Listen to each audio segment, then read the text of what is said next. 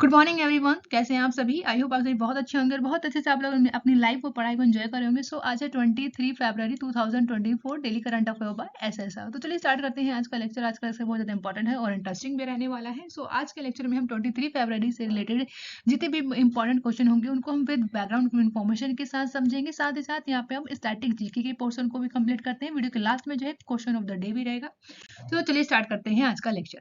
आप सभी को जो है कमेंट बॉक्स में लिख लें जय हिंद जय।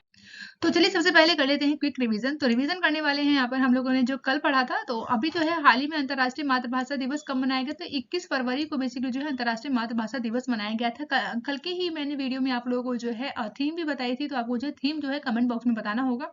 इसी के साथ जो है स्वाति पोर्टल जो है किसके द्वारा लॉन्च किया गया? तो इंडियन नेशनल साइंस अकेडमी के द्वारा जो है स्वाति पोर्टल को लॉन्च किया गया है। वहीं खजुराहो नृत्य महोत्सव की बात करें तो इसका आयोजन जो है कहाँ किया गया है? तो मध्य प्रदेश में किया गया है।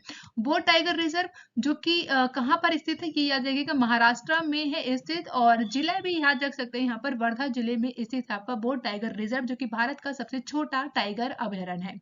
इसी के साथ शोधकर्ताओं ने केरल के तिरुवनंतपुरम जिले में पोनमुंडी पहाड़ियों पर डेम सेल्फ फ्लाई की एक नई प्रजाति की खोज की है। इसका क्या नाम है? तो याद रखिएगा क्लिफ फाइट्स बूम टेल जो है इसका नाम है। और इसको जो है अभी केरल के तिरुवनंतपुरम जिले में खोज की गई है। वहीं प्रधानमंत्री मोदी ने कहां पर भारत की सबसे लंबी रेलवे सुरंग का उद्घाटन किया है? तो जम्मू एंड कश्मीर में किया है। नेक्स्ट है डिबिंग इन डिप्लोमेसी के लेखक कौन है? तो प्रोफेसर एस डी मुनी जो है डिबिंग इन डिप्लोमेसी के लेखक हैं। इसी के साथ 20 से लेकर 21 फरवरी को इंडेक्स एक्स शिखर सम्मेलन का आयोजन कहाँ किया गया है? तो नई दिल्ली में जो है इसका आयोजन किया गया है। साथ ही भारतीय वायुसेना ने कहाँ पर अभ्यास वायु शक्ति जो कि 24 है, इसका आयोजन कहाँ किया गया था? पोखरण राजस्थान में किया गया है। नेक्स्ट है जंगली जानवरों की प्रवासी प्रजातियों के संरक्षण पर कन्वेंशन का कौन सा संस्करण जो है संपन्न हुआ है? तो 14वां संस्करण रहा ये, और ये अभी जो है इसका संपन्न हुआ है। तो ये इंपॉर्टेंट है, आपको याद रखना है। इसी के साथ तो चलिए स्टार्ट करते हैं आज का लेक्चर। आज है 23 फरवरी 2024, daily current affair by SSR. First question की बात करें यहाँ पर, तो अभी हाल ही में जो है विश्व स्काउट दिवस कब मनाया गया है? तो विश्व स्काउट दिवस की बात करें तो ये हर साल जो है 22 फरवरी को मनाया जाता है, इसलिए ऑप्शन ए बिल्कुल करेक्ट हो जाएगा।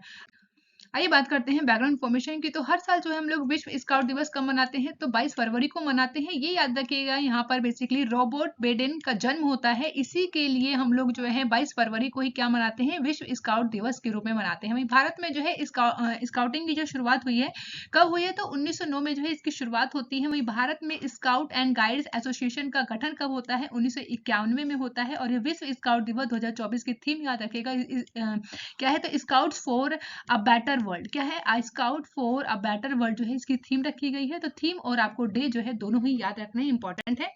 आगे बढ़ते हैं। नेक्स्ट क्वेश्चन है सेकंड, अभी हाल ही में जो है लोकतांत्रिक सूचकांक 2023 में भारत की रैंक क्या आई है? तो याद रखिएगा भारत की इसमें रैंक कितनी आई है? तो 41st रैंक आई है। कितनी आई? 41st रैंक आई है। तो ऑप्शन ए बिल्कुल करेक्ट होगा। तो चलिए बात करते हैं यहाँ पर बैकग्राउंड इन्फॉर्मेशन की। तो सबसे पहले बात करेंगे यहाँ पर हम लोग इकोनॉमिक्स इंटेलिजेंस यूनिट की ओर से जो है विश्व में जो है लोकतंत्र की स्थिति पर डेमोक्रेसी इंडेक्स 2023 की रिपोर्ट जो है जारी की गई है। इसमें जो है ब्रिटिश अखबार है द इकोनॉमिक्स ने जो है इसमें 167 देशों के साथ जो है लोकतंत्र की रैंकिंग को एक रिपोर्ट के रूप में जो है प्रस्तुत किया जाता है हर साल। इसमें जो सूचकांक में भारत की बात करें तो भारत के द्वारा जो है पिछले 5 अंकों में सुधार करते हुए यहाँ पर 41वें रैंक पर पहुंचा है। वहीं 2022 की जो है भारत में रैंक क्या रही थी? तो 46 रैंक रही थी, 46वें स्थान पर रहा था। इसी के साथ चीन की बात करें तो चीन जो है 148वें रैंक पर रहा। और चीन के अगर इस स्कोर की बात करें तो 2.12 जो है यहाँ पर इसका जो है बेसिकली स्कोर देखा गया। और इसी की वजह से जो है यहाँ की सरकार को क्या बोला गया? तानाशाह की कैटेगरी में रखा गया है। वहीं अमेरिका की बात करें तो 7.85 स्कोर के साथ जो है यहाँ पर 29वें नंबर पर रहा है, यानी कि 29वें नंबर पर है इसकी रैंक। वहीं ब्रिटेन की बात करें तो 18 रैंक जो है ब्रिटेन को मिला है। अगर कोई पूछ ले आपसे कि सबसे नीचे से बताइए कि इस रैंक इसमें जो है कौन कौन सी कंट्री है, तो इसमें 3 देश आपको देखने को मिलेंगे। कौन कौन से? तो अफगानिस्तान है, म्यांमार है और नॉर्थ कोरिया है। दुनिया भर में अगर बात करें कि 2023 में लोकतंत्र की स्तर में जो है बोल सकते हैं कि बड़ी गिरावट देखने को मिली है। और इसमें जो है 167 देशों में 4 कैटेगरी में बांटा गया है, जैसे बोल सकते हैं पूर्ण लोकतंत्र और खामियों वाला लोकतंत्र। इसी के साथ जो है आप लोग याद रख सकते हैं अथॉरिटियन रेजिम, जहां पे हम बोल सकते हैं कि एक सिस्टम तानाशाही के जो है रोल में आता है। तो ये आप लोग जो है 4 कैटेगरी को याद रख सकते हैं। यहाँ पर जो है 167 देशों को यहाँ पर जो है डिवाइड करके देखा गया है कि कहाँ पर जो है कितना जो है डेमोक्रेसी है। तो इंपॉर्टेंट है तो आइए बात करते हैं नेक्स्ट स्लाइड को। तो नेक्स्ट स्लाइड बहुत ज़्यादा इंपॉर्टेंट है। यहाँ पे जो है आप लोग ग्राफ के रूप में यहाँ पे समझ सकते हैं। तो जहाँ पर हम लोग बात करेंगे यहाँ पे 2022 और 23 की, तो जहाँ पर आप लोगों को ग्रे में दिखेगा वो 2023 है, और जो ग्रीन वाला आपको वो लोगों को यहाँ पे जो ग्राफ दिखेगा वो 2022 का है। इसमें देखने को मिलेगा कि सबसे ज़्यादा जो है गिरावट कहाँ पर देखी गई है लोकतंत्र की। तो यहाँ पे बात करेंगे नाइजर, गैबन, पाकिस्तान, सूडान और यूक्रेन है। तो यहाँ पर आप लोग देख पाएंगे सबसे ज़्यादा जो है, अगर हम बात करें नाइजर की, तो यहाँ पर जो है 2022 की बात करें तो 3.7 था, और उसके बाद जो है यहाँ पर 2.37 रहा, और इसी के साथ गेबन की बात करें 3.4 रहा, और इसी के साथ जो है गेबन 2023 में गिरावट दर्ज की गई, कितनी 2.18 की देखी गई है। वहीं यहाँ पर पाकिस्तान की बात कर ले तो 2022 की बात करें तो 4.13 रहा था, इसी के साथ जो है यहाँ पर आप लोग देख पाएंगे 3.25 रहा। सूडान की बात करें तो यहाँ पर जो है 2.47 रहा, और सूडान में अगर हम लोग बात करें 2023 में तो कितनी गिरावट आई तो 1.76 रहा। यूक्रेन की बात करें यहाँ पर तो यूक्रेन के साथ क्या है कि यहाँ पर जो 2022 में 5.42 रहा था, और यहाँ पर बेसिकली देखने को मिलेगा 5.6 रहा है 2023 में। तो इंपॉर्टेंट है, आप लोग देख सकते हैं, और यहाँ पर 8 सालों में जो है गिरावट देखी गई है। तो ये भी आप लोग समझ सकते हैं। तो यहाँ पर जो है 2015 से लेकर आप लोग देख पाएंगे 2023 के बीच में जो है कितनी गिरावट दर्ज की गई। तो इस प्रकार से आप लोग समझ सकते हैं, मोस्ट इंपॉर्टेंट है। आगे बढ़ते हैं। नेक्स्ट क्वेश्चन है थर्ड। तो अभी हाल ही में जो है रशियन डायलॉग के शहर में आयोजित किया गया है, बहुत ज्यादा इंपॉर्टेंट है, याद रखिएगा। रशियन डायलॉग जो कि आपको याद रखना है, इसका आयोजन कहाँ पर किया गया है? नई दिल्ली में किया गया है। ऑप्शन सी बिल्कुल करेक्ट होगा। आइए बात करते हैं बैकग्राउंड इन्फॉर्मेशन की। तो भारत की राजधानी यानी कि नई दिल्ली में जो है 9वां रशियन डायलॉग जो कि 21 फरवरी से लेकर आपका 23 फरवरी तक चला। इसमें जो है प्रधानमंत्री मोदी जी के द्वारा जो है इस सम्मेलन का उद्घाटन किया गया, और इसमें जो है ग्रीस के प्रधानमंत्री जिनका नाम है क्यारिकोस मित्सोटाकाकिस जो कि मुख्य अतिथि के रूप में आए। इसमें इस सम्मेलन के आयोजन की बात करें तो दिल्ली का जो स्वतंत्र think tank observer research foundation है, वहीं विदेश मंत्रालय के द्वारा मिलकर जो है इस सम्मेलन का आयोजन किया जाता है। और इस की थीम क्या है? तो थीम इंपॉर्टेंट है, आपको याद रखना है, चतुरारंग, संघर्ष, प्रतियोगिता और सहयोग निर्माण। इस साल की थीम रखी गई है, ये इंपॉर्टेंट है। इन इस जो है 3 दिवसीय सम्मेलन की बात करें तो इस 3 दिवसीय सम्मेलन में जो 6 विषयों को रखा गया है कि कैसे जो है एक दूसरे के साथ मिलकर सभी देश जो है इसमें काम कर सकते हैं। जैसे पहले की बात करें तो जैसे कि क्या है, टेक फ्रंटियर्स है, और इसी के साथ ग्रह के साथ कैसे शांति को हम बनाए रख सकते हैं, युद्ध और शांति के ऊपर जो है काम किया जाएगा, उपनिवेशवाद से मुक्त बहुपक्षवाद के ऊपर बात किया जाएगा। 2023 के बाद जो है एजेंडा क्या होगा, कैसे लोगों को हम जो है साथ में लेकर चल सकते हैं, इसी के साथ लोकतंत्र की रक्षा के ऊपर भी बात की जाएगा। तो ये 6 जो है विषय है जिसके ऊपर 3 दिवसीय सम्मेलन में बात की गई। इस सम्मेलन में बात करें कि 2500 से ज्यादा लोगों ने भाग लिया, जिसमें 115 देश शामिल हुए हैं। इसमें जो है कई मंत्री होते हैं, जैसे कि पूर्व प्रधानमंत्री हो गए, राष्ट्रपति हो गए, सैन्य कमांडर हो गए, टेक लीडर्स हो गए, शिक्षावाद हो गया, और इसी के साथ जो है पत्रकार, और इन्हीं के साथ अगर हम लोग बात करें यहाँ पर रणनीतिक मामलों के विद्वान होते हैं, प्रमुख थिंक टैंक के जो कि विशेषज्ञ होते हैं, ये सभी लोग जो है मिलकर यहाँ पर जो है इन सभी 6 विषयों के ऊपर बात करते हैं कि कैसे जो है हमें आगे चलना है, मतलब कि सभी को साथ में लेके। तो इस प्रकार से यहाँ पे बात की जाती है। अगर हम बात करें कि भारत में जो है रशियन डायलॉग सम्मेलन की शुरुआत कब हुई, तो साल 2016 में जो है इसकी शुरुआत की गई थी। इंपॉर्टेंट है, आप लोग को याद रखना है।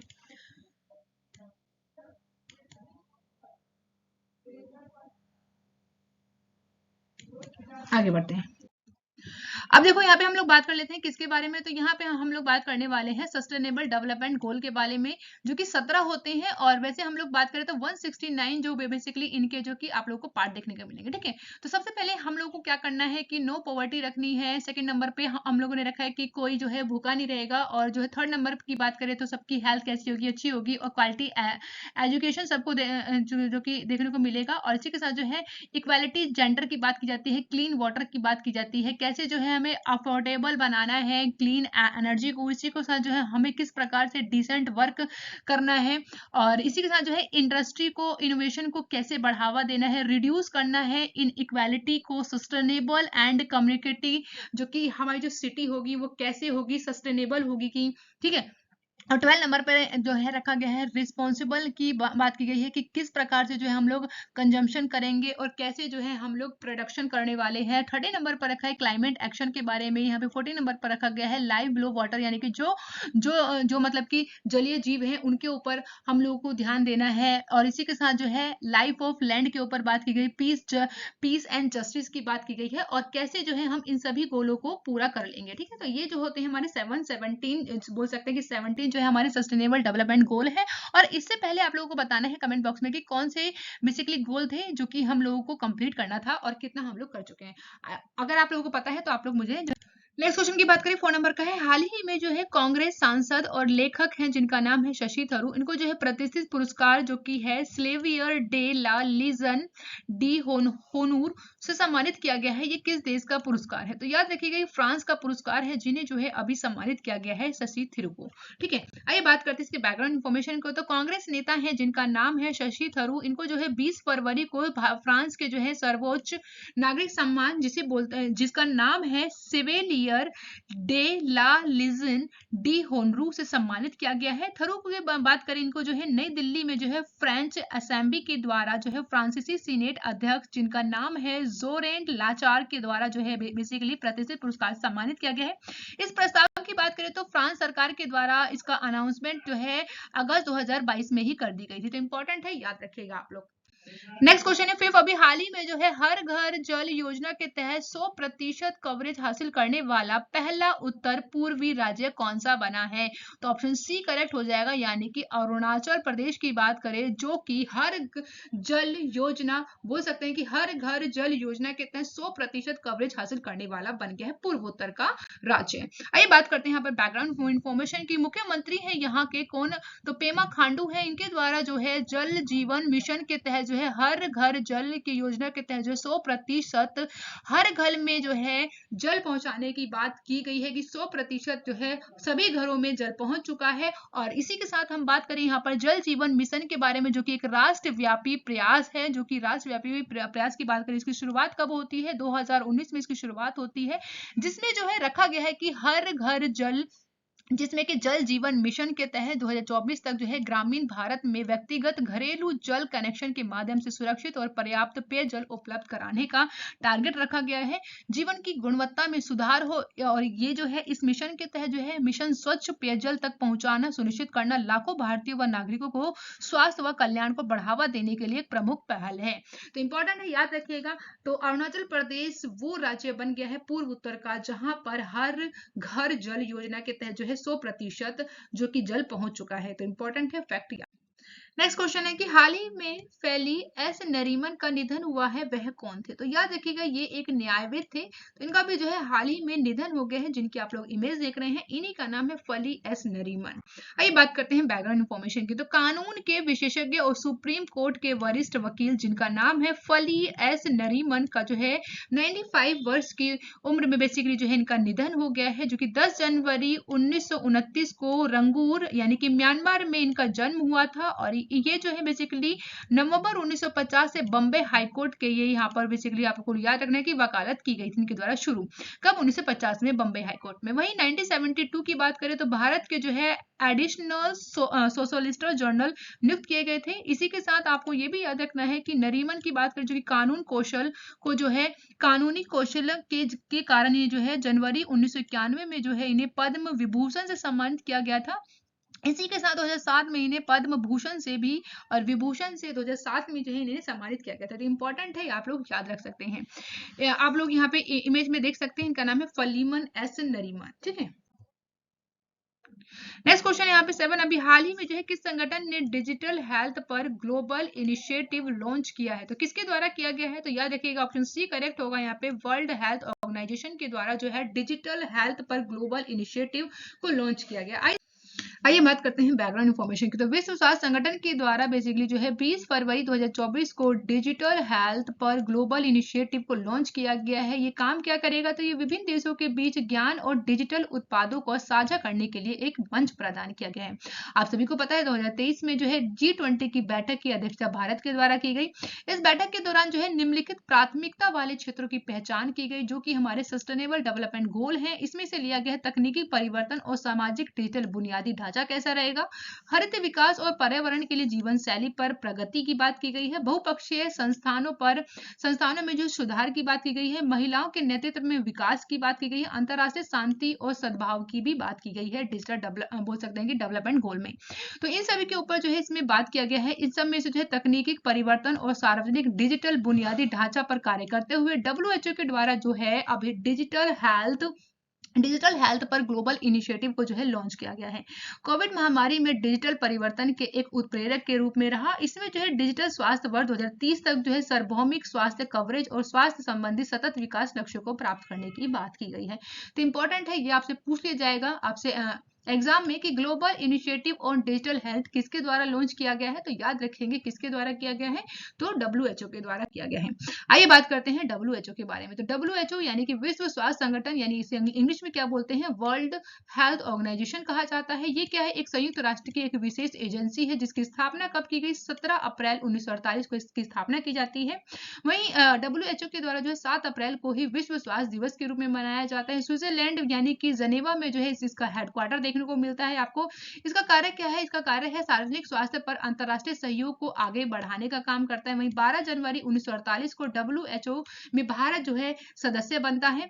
दक्षिण पूर्व एशिया के लिए जो है WHO जो है क्षेत्रीय समिति वाला पहला जो कि 4 से लेकर 5 अक्टूबर 1948 को भारतीय स्वास्थ्य मंत्री के कार्यालय में आयोजित किया गया था। वहीं इसका उद्घाटन जो है भारत के तत्कालीन प्रधानमंत्री पंडित जवाहरलाल नेहरू जी के द्वारा किया गया था। इंपॉर्टेंट फैक्ट है ये, आपसे जो है यहाँ पे कई बार एग्जाम में पूछा गया है WHO का हेडक्वार्टर कहाँ पर है, कब इसे स्थापित किया गया है। तो इस तरीके के क्वेश्चन जो कि बेसिक है, इंपॉर्टेंट है, कई बार एग्जाम में बने हैं, आपको याद रखना है। नेक्स्ट क्वेश्चन है 9। अभी हाल ही में जो है सार्वजनिक निजी युवा प्लेटफॉर्म जिसे बोला गया है युवा और यू रिपोर्ट किसके द्वारा जो है जारी किया गया है। तो याद रखिएगा यूनिसेफ के द्वारा जारी किया गया। ऑप्शन ए बिल्कुल करेक्ट होगा। आइए समझते हैं इसके बैकग्राउंड इन्फॉर्मेशन को। तो कौशल विकास व बोल सकते हैं कि उद्यमिता मंत्रालय के द्वारा जो है यूनिसेफ युवा और भारत सरकार यूनिसेफ कंट्री प्रोग्राम डॉक्यूमेंट के द्वारा 2023-27 तक युवाओं के कौशल और रोजगार की चुनौतियों का समाधान करने के लिए MOU पर हस्ताक्षर किए गए हैं।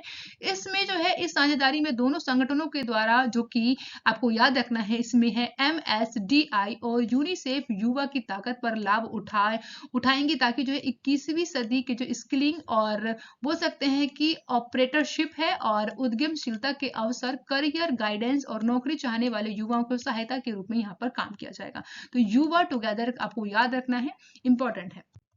नेक्स्ट क्वेश्चन है 10। तो अभी हाल ही में जो है हेलने पासपोर्ट इंडेक्स 2024 में जो है कौन सीट्स पर रहा है। तो याद रखिएगा फ्रांस इसमें जो है सीट्स पर रहा है। ऑप्शन ए बिल्कुल करेक्ट हो जाएगा। जी हाँ, हेलने पासपोर्ट इंडेक्स 2024 में याद रखिएगा फ्रांस जो है रैंक। आइए बात करते हैं बैकग्राउंड इन्फॉर्मेशन की। तो यहाँ पे याद रखना है दुनिया भर में कुल 6 ही ऐसे देश हैं जिसमें 2024 में हेलने पासपोर्ट इंडेक्स के द्वारा जो है फर्स्ट रैंक हासिल की गई है। तो सबसे शक्तिशाली पासपोर्ट की बात करें तो इस रैंक में कौन कौन है, तो फ्रांस है, जर्मनी, इटली, स्पेन, जापान और सिंगापुर है। जहां पर जो है इन देशों में 194 देशों की बात करें तो वीजा मुक्त जो है पहुंच प्रदान किया गया है। जापान और सिंगापुर में जो है अपनी इसी स्थिति को बरकरार रखते हुए वे पिछले 5 वर्षों से अपनी इसी पोजीशन पे जो है ये बोल सकते हैं कि स्थित है। वहीं इस सूची में जो है दक्षिण कोरिया, फिनलैंड और स्वीडन की बात करें तो वो दूसरे स्थान पर है। ये तीनों देशों की बात करें तो 193 देशों में जो है ये वीजा मुक्त जो है यहाँ पर सुविधा प्रदान कराता है। इसी के साथ ऑस्ट्रेलिया, डेनमार्क, आयरलैंड और नीदरलैंड जो कि तीसरे स्थान पर आपको देखने को मिलेंगे, जहां पर 192 देशों में जो है आप लोग वीजा मुक्त यात्रा कर सकते हैं यहाँ के लोग। इसी के साथ जो है यूनाइटेड किंगडम की बात करें तो इस रैंकिंग में अगर जो पिछले साल जो है 6ठे स्थान पर था, 2 पायदान इसमें जो है ऊपर चढ़कर आया है, यानी कि 4थे स्थान पर आप जो है आपको यूनाइटेड किंगडम जो है देखने को मिलेगा। इस सूची में बात करते हैं जो कि स्विट्जरलैंड की बात करें इसमें जो है 5वें नंबर पर है। अमेरिका की बात की जाए तो वो 7वें रैंक पर आया है। सबसे कम शक्तिशाली पासपोर्ट की बात कर ले एक बार यहाँ पर, तो दुनिया का सबसे कम शक्तिशाली पासपोर्ट जो कि अफगानिस्तान का है, जहां पर 28 देशों तक ही पहुंच है इसमें, और ये जो है 104वें स्थान पर आपको देखने को मिलेगा। इसके बाद सीरिया है 103 के साथ, इराक की बात करें 102 है, पाकिस्तान 101 है, यमन जो कि 100 नंबर पर आपको देखने को मिलेगा। इसकी रैंक इंपॉर्टेंट है, आपको जो है कई बार रैंक आपसे जो है पूछ ली जाती है, तो इंपॉर्टेंट है, याद रखिएगा। भारत की बात कर लें यहाँ पर, तो भारत की क्या रैंक है, तो सबसे पहले याद रखिएगा भारत जो कि 2024 में हिलने पासपोर्ट इंडेक्स में भारत की रैंक कितनी है, 80वें स्थान पर है। भारत का जो पासपोर्ट जो है 62 देशों में वीजा मुक्त है, कि बोल सकते हैं कि वीजा मुक्त की सुविधा जो है आप लोग को देता है। और भारत जो कि उज्बेकिस्तान के साथ 80वें स्थान पर है, यानी भारत और जो कि उज्बेकिस्तान है, इन दोनों की रैंक कितनी है, 80 है। पिछले साल की बात करें तो पिछले साल यानी कि 2023 में भारत की रैंक कितनी थी, तो 85वीं स्थान पर था भारत। और भारत के द्वारा जो है पासपोर्ट से थाईलैंड, इंडोनेशिया, मॉरिशस, श्रीलंका और मालदीव जैसी जगहों पर जो है आप लोग घूमने जा सकते हैं। इसी के साथ अब बात कर लेते हैं हेलने पासपोर्ट इंडेक्स के बारे में। तो लगभग जो है 20 वर्षों के हेलने एंड पार्टनर्स के द्वारा जो है अध्यक्ष जिनका नाम है क्रिश्चियन एच केलिन के द्वारा प्रस्तुत किया जाता है। इसी तरह इंटरनेशनल एयर ट्रांसपोर्ट एसोसिएशन के विषय और आधिकारिक आंकड़ों के आधार पर जो है पासपोर्ट रैंक की गणना की जाती है। इस सूचकांक में उन गंतव्यों की संख्या पर विचार किया जाता है जहां पर पासपोर्ट धारक बिना पूर्व वीजा की यात्रा कर सकते हैं। इस सूचकांक की बात करें तो इस सूचकांक में अपनी रैंक निर्धारित करने के लिए पूरी तरीके से इंटरनेशनल एयर पासपोर्ट एसोसिएशन के डेटा पर ही निर्भर करता है। तो इंपॉर्टेंट फैक्ट है, आपको जो है अच्छे से याद रखना है। कोई डाउट हो तो आप उससे कमेंट बॉक्स में पूछ सकते हैं। अगर वीडियो आपको अच्छी लग रही है तो वीडियो को लाइक करना। तो भाई कल की वीडियो मैंने आप लोगों से क्वेश्चन पूछा था, तो उसके आंसर बताने की बारी है। तो हाल ही में जो है कौन सा देश दुनिया का पहला लकड़ी का उपग्रह लॉन्च करने वाला बना है? तो कौन बना है? जापान। तो ऑप्शन बी बिल्कुल करेक्ट हो जाएगा। मूव करते हैं आगे। तो आज का क्या है क्वेश्चन ऑफ द डे। तो हाल ही में भारतीय वायुसेना ने कहां पर जो है अभ्यास वायु शक्ति 24 का आयोजन किया है? ऑप्शन आप सभी के सामने है। करेक्ट ऑप्शन को आपको कमेंट बॉक्स में बताना है। Thank you for watching guys. मिलते हैं नेक्स्ट वीडियो में। आप लोग खुश रहिए, मस्त रहिए। वीडियो को लाइक और शेयर करना मत भूलिएगा। आपको वीडियो कैसे लगा आप लोग कमेंट बॉक्स में बता सकते हैं। अगर वीडियो अच्छी लगी तो लाइक कीजिएगा, अगर नहीं लगी तो आप लोग जो है डिसलाइक का भी बटन दबा सकते हैं और आप मुझे फीडबैक बता सकते हैं कि कहाँ पे कौन सी कमी रही। बाय बाय गाइस, मिलते हैं नेक्स्ट वीडियो में।